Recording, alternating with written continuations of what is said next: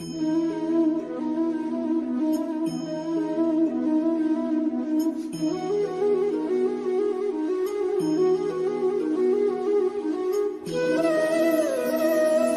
कृष्णा। भगवान को सच्चिदानंद विग्रह कहा जाता है।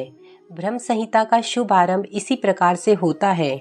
ईश्वरा परमा कृष्णा सच्चिदानंद विग्रह अनादिर राधिर गोविंदा सर्व कारण कारणम। गोविंद या कृष्ण सभी कारणों के कारण हैं। वे ही आदि कारण हैं और सत्य चित्त तथा आनंद के रूप में हैं। निर्विशेष ब्रह्म उनके सत्य स्वरूप की अनुभूति है और परमात्मा सत्यचित की अनुभूति है, परंतु भगवान कृष्ण समस्त दिव्य स्वरूपों की अनुभूति है। सत्यचित आनंद के पूर्ण विग्रह हैं। हम ज्ञान के माध्यम से शाश्वत ज्ञान की अनुभूति तो कर सकते हैं, लेकिन पूर्ण आनंद की अनुभूति हमें भगवान कृष्ण की सेवा या उनके सानिध्य से ही प्राप्त हो सकती है। आइए श्रीमद् भगवद गीता का अध्ययन अध्याय 2 के श्लोक संख्या 64 से प्रारंभ करते हैं। राग द्वेष विमुक्ते तो विषयान इंद्रिये चरन् आत्मवश्य विधेयात्मा प्रसादम अधिगच्छति। अनुवाद। भगवान अर्जुन से कहते हैं, किंतु समस्त राग तथा द्वेष से मुक्त एवं अपनी इंद्रियों को संयम द्वारा वश में करने में समर्थ व्यक्ति भगवान की पूर्ण कृपा प्राप्त कर सकता है।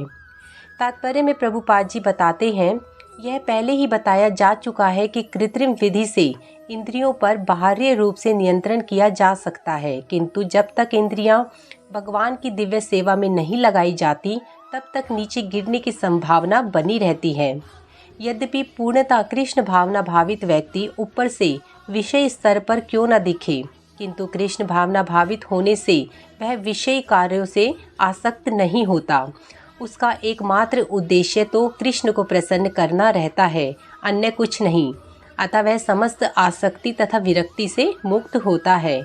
कृष्ण की इच्छा होने पर भक्त सामान्यतः अवांछित कार्य भी कर सकता है, किंतु यदि कृष्ण की इच्छा नहीं है तो वह उस कार्य को भी नहीं करेगा जिसे वह सामान्य रूप से अपने लिए करता हो।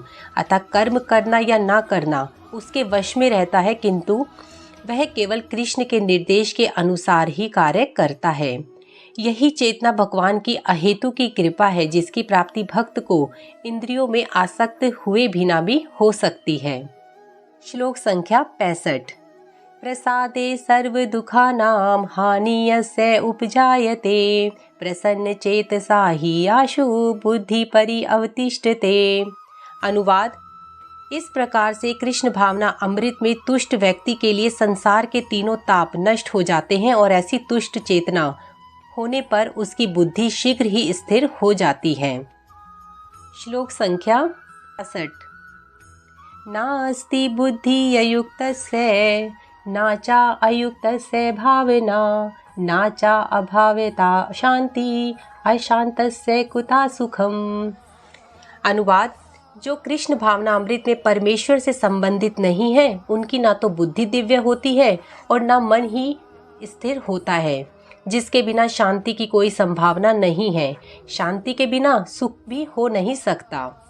तात्पर्य में प्रभुपाद जी बताते हैं, कृष्ण भावना भावित हुए बिना शांति की कोई संभावना नहीं हो सकती। अतः 5वें अध्याय में 29वें श्लोक में इसकी पुष्टि की गई है कि जब मनुष्य ये समझ लेता है कि कृष्ण ही यज्ञ तथा तपस्या के उत्तम फलों के एकमात्र भोक्ता हैं और समस्त ब्रह्मांड के स्वामी हैं तथा वे समस्त जीवों के असली मित्र हैं, तभी उसे वास्तविक शांति मिल सकती है।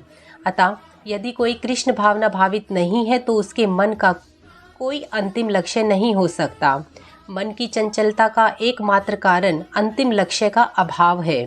जब मनुष्य यह पता लगा लेता है कि कृष्ण ही भोक्ता हैं, स्वामी तथा उसके मित्र हैं, तो स्थिर चित होकर शांति का अनुभव किया जा सकता है।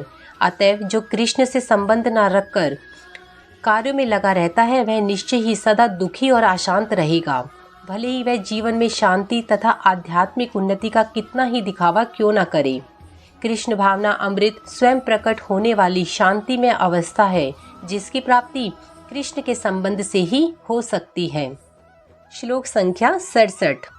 इंद्रियाणां हि चरतां यत् मना अनुविद्यते तस्य तत् अस्य हरति प्रज्ञां वायुनावाम इव अंभसी। अनुवाद: भगवान अर्जुन से कहते हैं, जिस प्रकार पानी में तैरती नाव को प्रचंड वायु दूर बहा ले जाती है, उसी प्रकार विचारशील इंद्रियों में से कोई एक जिस पर मन निरंतर लगा रहता है, मनुष्य की बुद्धि को हर लेती है। तात्पर्य में प्रभुपाद जी बताते हैं, यदि समस्त इंद्रियां भगवान की सेवा में ना लगी रहें और यदि इनमें से एक भी अपनी तृप्ति में लगी रहती है, तो वह भक्त को दिव्य प्रगति पर विपथ कर सकती है, जैसा कि अम्बरीश महाराज जी के जीवन से बताया गया है। समस्त इंद्रियों को कृष्ण भावना अमृत में लगा रहना चाहिए, क्योंकि मन को वश में करने की यही एक सरल विधि है। हरे कृष्णा।